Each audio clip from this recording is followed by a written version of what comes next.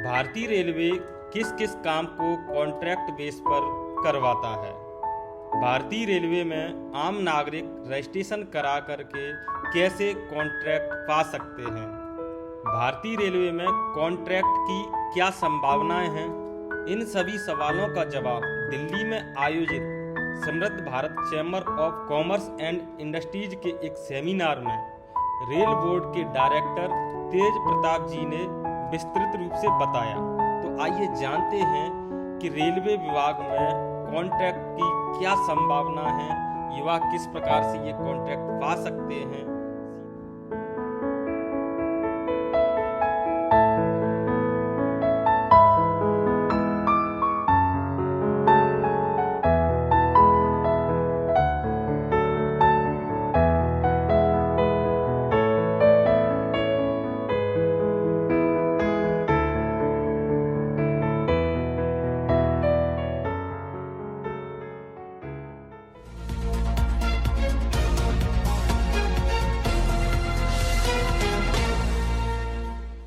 Respected Chairman Sabki, Anurag Sachan sir, and other members present on the dais, ladies and gentlemen.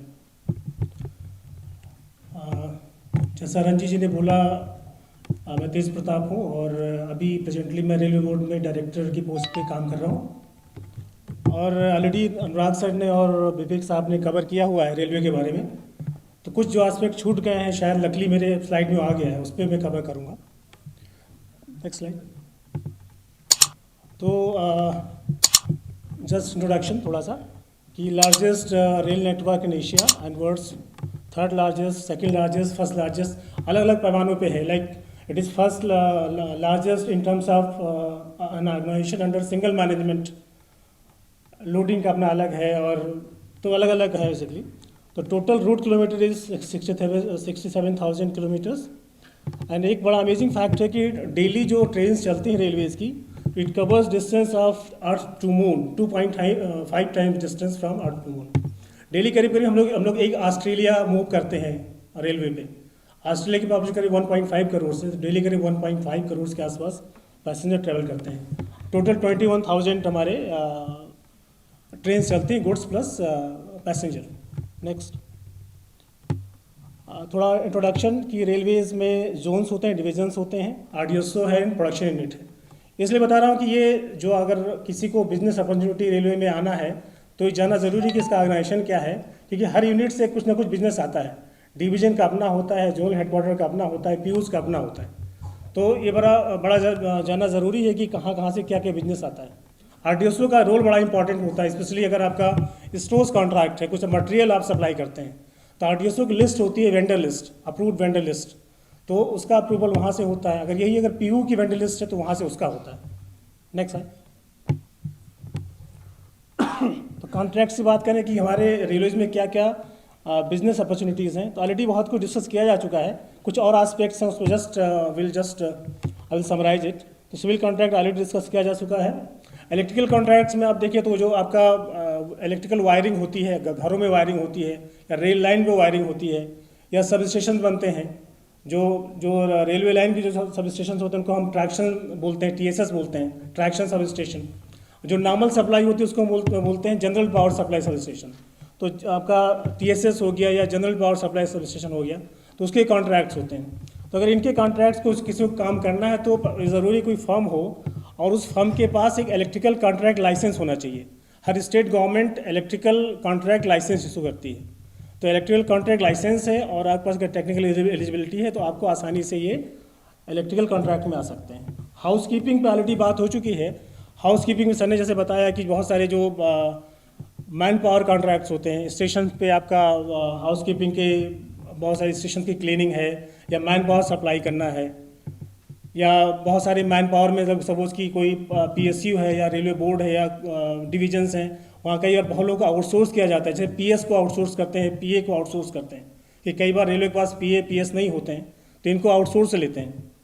Catering में जो train में हमारी जो खाना दिया जाता है वो भी थर्ड पार्टी कॉन्ट्रैक्ट से होता है।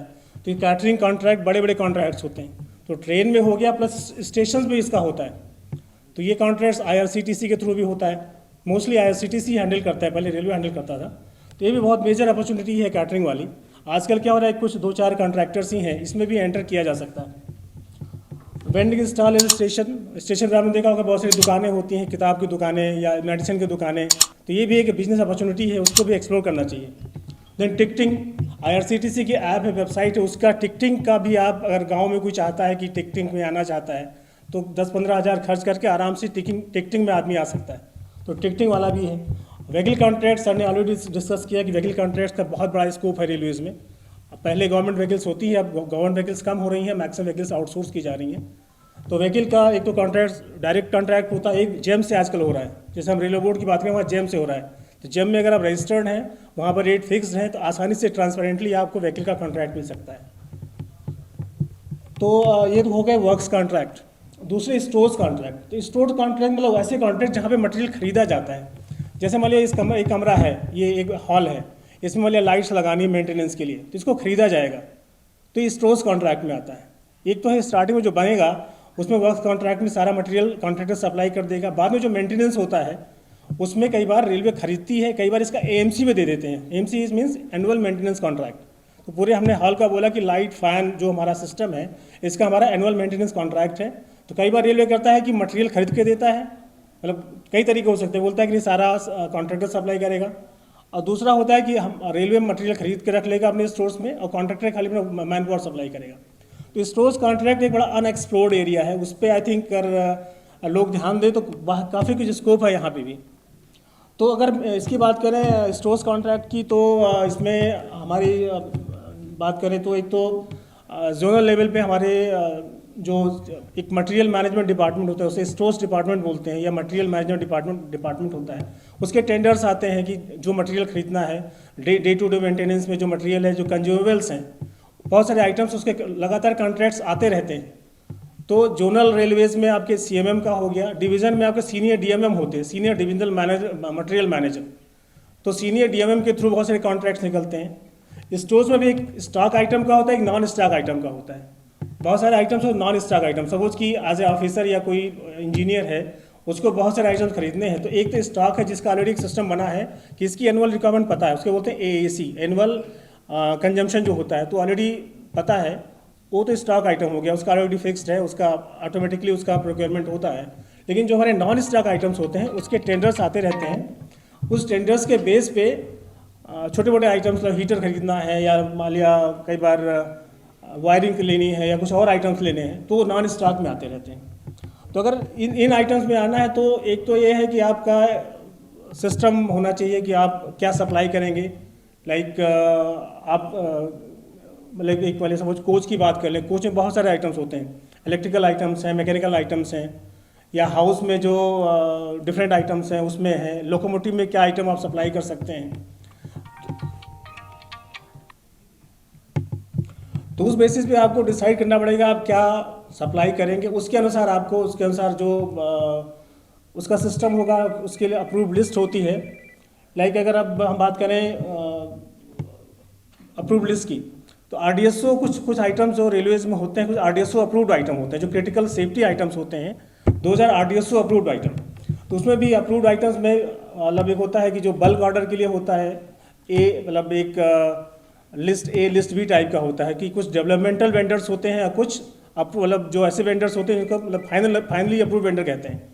तो आपको उसके लिए अप्लाई करना पड़ेगा, RDSO में जाना पड़ेगा, उसका एक सिस्टम होता है, रजिस्ट्रेशन होता है, देन आपके यहाँ चेक होता है कि आपके यहाँ कैपेबिलिटी है कि नहीं, जो उसके लिए मशीनरी चाहिए, प्लांट्स चाहिए, वो आपके पास अवेलेबल है कि नहीं।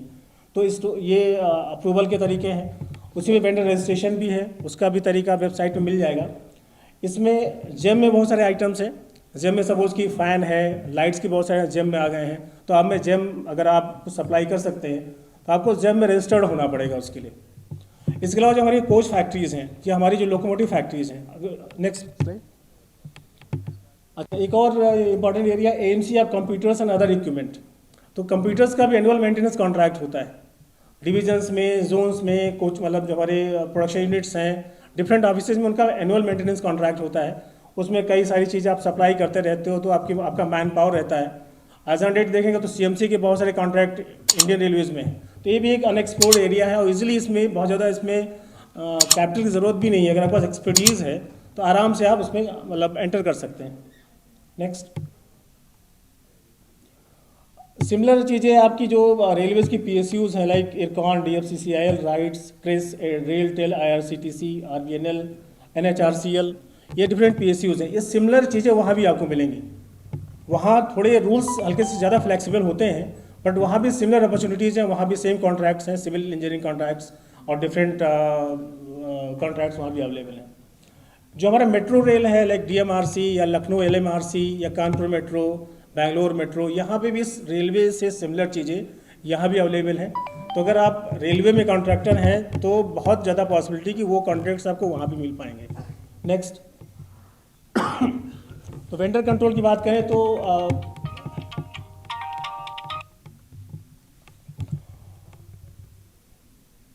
हाँ, तो मैंने जैसे पहले बात बोला था कि वेंडर कंट्रोल बेसिकली अगर आपको स्टोर्स में कुछ सप्लाई करना है, कुछ मटेरियल सप्लाई करना है, अभी तक जो बात हो रही थी, जो अभी तक बात हुई कि वर्क्स कॉन्ट्रैक्ट, कि आपको कोई मटेरियल कोई आपको काम करना है, सपोज आपको ट्रैक बनाना है या लाइन बिछानी है या पुल बनाना है, तो वो वर्क्स कॉन्ट्रैक्ट में हो गया।